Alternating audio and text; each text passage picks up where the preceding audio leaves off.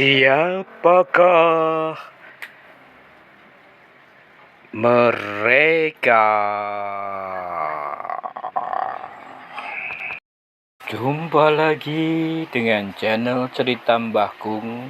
Kali ini Mbah Gung mengangkat kisah dari dunia pewayangan.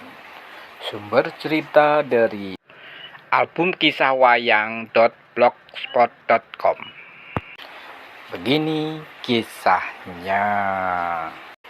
Beberapa tahun kemudian, terjadilah perselisihan antara Batara Antaga dan Batara Ismaya.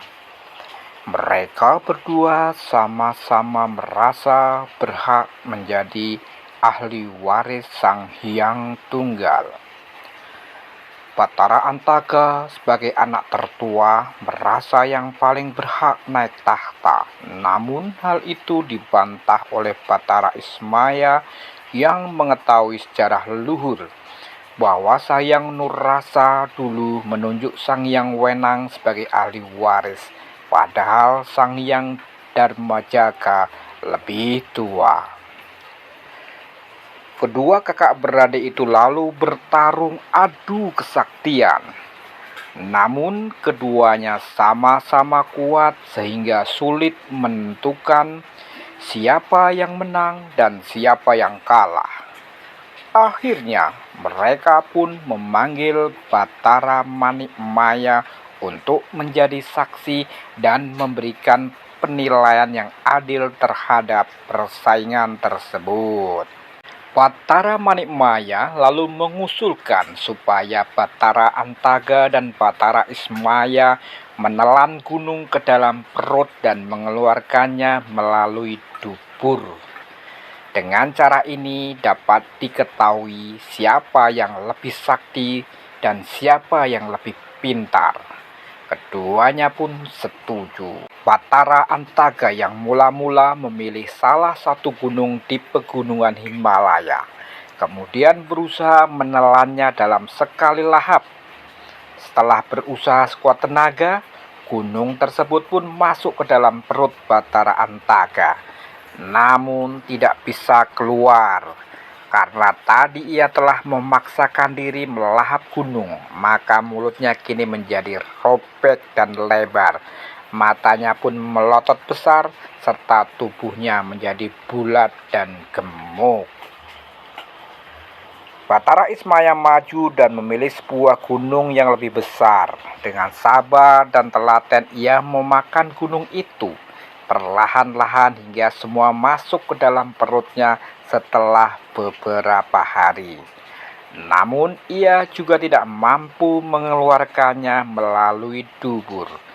Karena tidak tidur selama berhari-hari, kini wujud Batara Ismaya menjadi berubah jelek dengan mata sembab dan hidung ingusan.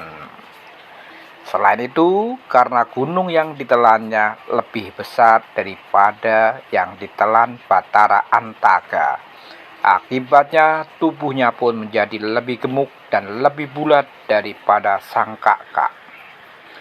Sang Hyang Padawenang datang dan sangat murka melihat ulah kedua putranya. Ia pun mengumumkan bahwa Batara Manikmaya adalah yang berhak mewarisi tahta Kayangan Tengguru, sedangkan mereka berdua diperintah untuk pergi bertapa di alam Sunyaruri. Kelak saja tiba, Sang Hyang Padawenang akan memberikan perintah kepada mereka supaya muncul ke alam nyata dan menjadi pengasuh keturunan Batara Manikmaya. Batara Antaga hendak menjadi pengasuh golongan raksasa, sedangkan Batara Ismaya menjadi pengasuh golongan manusia. Batara Antaga dan Batara Ismaya mematuhi keputusan sang ayah, namun mereka tidak bisa menerima begitu saja kalau Batara Manikmaya langsung diangkat menjadi ahli waris Kayangan Tengguru. Mereka meminta Batara Manikmaya harus bisa membuktikan kalau dirinya juga bisa menelan dan mengeluarkan gunung sesuai perlombaan yang telah ditetapkan tadi. Batara Manikmaya setuju. Ia lalu memilih gunung paling indah di Himalaya, yaitu Gunung Kailasa, untuk dimasukkan ke dalam perut. Berbeda dengan kedua kakaknya, ia lebih dulu mengheningkan cipta dan mengubah gunung itu menjadi sangat kecil, sehingga dapat dengan mudah ditelan dan dikeluarkan lagi melalui dubur. Setelah itu, gunung tersebut dikembalikan ke ukuran asli dan diletakkan ke tempat semula.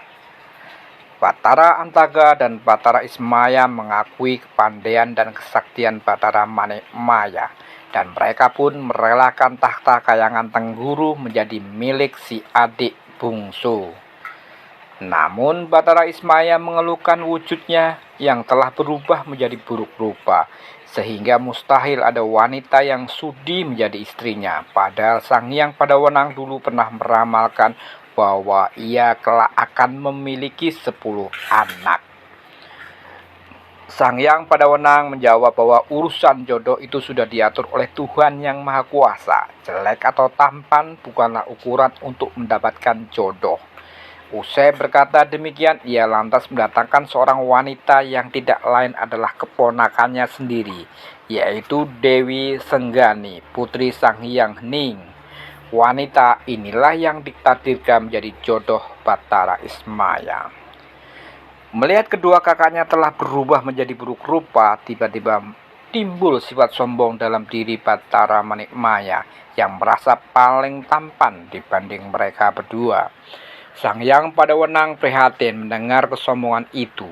Ia pun meramalkan bahwa Batara Manikmaya kelak akan menerima 4 jenis cacat, yaitu berkaki pincang, berleher belang, bertaring 2, dan berlengan 4. Batara Manikmaya menyesali kesombongannya dan memohon ampun. Namun Sang Hyang Padawenang mengatakan bahwa itu semua telah menjadi takdir Tuhan dan semoga menjadi pengingat agar Batara Manikmaya lebih berhati-hati dalam perkataan dan perbuatan. Singkat cerita, Batara Ismaya telah menikah dengan Dewi Senggani dan mendapatkan 10 anak, yaitu Batara Wungkuam, Batara Kuwera, Batara Siwa, Batara Wrehaspati, Batara Surya, Batara Candra, Batara Yamadipati, Batara Temburu, Batara Kamajaya, dan Batari Darmanasti. Setelah itu, ia pun mohon pamit dan berangkat bersama Batara Antaga menuju ke alam Sunyaruri untuk mulai bertapa. Sejak saat itu, Batara Antaga memakai nama Kiai Togok, sedangkan Batara Ismaya memakai nama Kiai Semar. Setelah keberangkatan kedua putranya, Sang Hyang Padawenang lalu menyerahkan tahta Kayangan Tengguru dan segala pusaka warisan leluhur kepada Batara Manikmaya. Sedangkan ia sendiri hidup menyepi dengan membangun kayangan baru bernama Kayangan Awang-Awang Kumitir. Batara Manikmaya kemudian menjadi raja para dewa dengan bergelar Batara Tengguru, atau disingkat Batara Guru.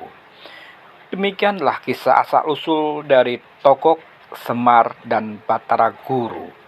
Semoga dapat bermanfaat dan menjadi hiburan dari aneka cerita pewayangan Nusantara. Sampai jumpa dengan channel Cerita Mbah Gung. Jangan lupa untuk like, share, dan subscribe ya. Terima kasih. Bye-bye.